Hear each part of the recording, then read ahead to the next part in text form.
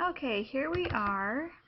We're going to show you how to create a perfect family picture in Stampin' Up's My Digital Studio. Now, the first thing you want to know is what size you want your pictures. Are you using these just for Christmas cards, or just for your blog or website, Facebook, or are you going to print a large photo? I'm going to print a large poster to put in a frame. So I'm going to go here to the custom, and I've already measured it. I want it 24 by 16. So that's the size I'm going to do. Now I've already started it, so I'm not going to create a new project. I just wanted to show you how to do that. If you're just using it on cards, go ahead and use whichever size you want. You don't want it to be too different from what your final project is going to be, because that's going to mess with the resolution. So there's what we're going to do. I've already started it here. So here's my blank canvas. Now the first thing I'm going to do is put a photo box on that entire canvas. So just going to drag it. And you'll notice to my left there aren't any pictures here. I've already loaded them on. You can see on the bottom I've already got some things I'm playing with.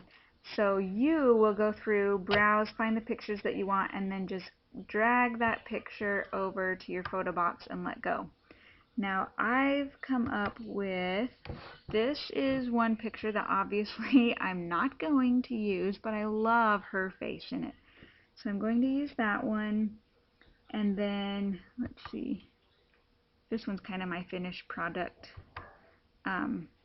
So I'm just showing you there. In fact, I'm going to delete that. This is what her face looks like in this picture, which is almost perfect. So I'm going to merge these two pictures. Hold on. That's the finished product again. I keep doing that. So I'm going to merge that picture with this picture. So I'm going to merge those two pictures. So then what I'm going to do, this is my almost perfect picture. I've dragged that one over. Then what I'm going to do is just choose from over here the pictures that I want to swap into the faces. So I'm going to choose a new picture that has a better face for her, which is this one. So pretend that's over here, and I'm just going to drag that over. Or actually, I'm going to do another photo box here and drag that photo over into that photo box. That way they're the same size. So then what I'm going to do is just copy and then paste that right on to the nearly perfect picture that I've already got. So copy and paste. So you can see there's two pictures on top of each other here. This is the one on the back. In fact, let's go to layers.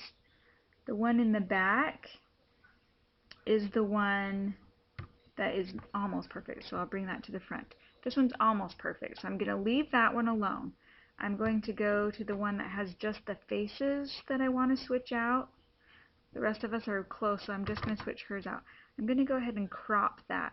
And I double clicked on it. You can also just go over here to crop under the photo bar over here. So crop, it's the same thing. I'm just going to pull that down. I don't need her hair and her bow. It's pretty close.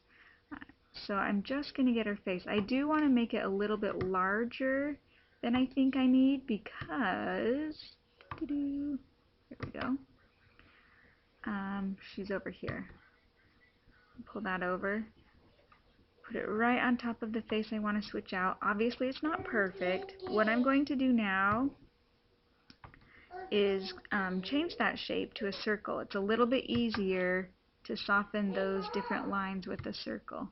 This one has a little bit too much of like her hair over here. I'm going to see if I can fix that just a little bit. Hold on, honey. So that's pretty close. In fact, that's really close. I think I've played with this so much that I just keep getting better and better every time. You can see there's a little bit of a line that I want to soften. So what I'm going to do with that is add the freeform tool over here, which is really awesome. I'm going to add a brush layer, you'll see that it brings up this box. I'm just going to extend that box over her face where I want to color. I think I might even touch up some right there on his shirt. I'm going to change the brush size. I want it pretty small, just so that it's not so obvious. I like it somewhere in between 0 and 5. You can kind of play around with it depending on your picture. I also like to switch the brush to a half circle. It's not quite as obvious. Now, rather than drawing right here, I'm going to make it larger just by zooming in. It doesn't change the resolution here. You're just, it's just giving you a bigger picture to play with. So this one's pretty close, but I'm going to change right here on her chin. So I'm going to use the color picker here. I'm going to match the color, and I'm going to come over and do somewhere on her chin. You saw all those pixels. It's not going to be exact, but it's going to be pretty close. So I'm just going to color. Oh, see, that one's a little bit dark. So I'm going to pick this again. You're just going to want to play with it until you get exactly what you want. I'm going to do a little bit lighter. So let's try maybe this one, just a touch lighter. So I'm going to color on it there. It's still a little dark, but it's actually blending pretty well. Now on my printed photo, it gets a little bit light there, so I would want to redo that and just choose it a little bit darker. On my printed photo, it might show up a little bit, but for like a Christmas card, it's going to be perfect. So I'll show you. You'll want to play with that a little bit until you get it exactly how you want it. I'll show you now my finished product. I think this one's my finished product right here. I think I have a couple different ones. There's that one, and there's that one. I've played with a little bit, a couple different things I've done there. So get it to how you want it, and there's my perfect family. Okay, so nothing's perfect, but we can pretend. We can,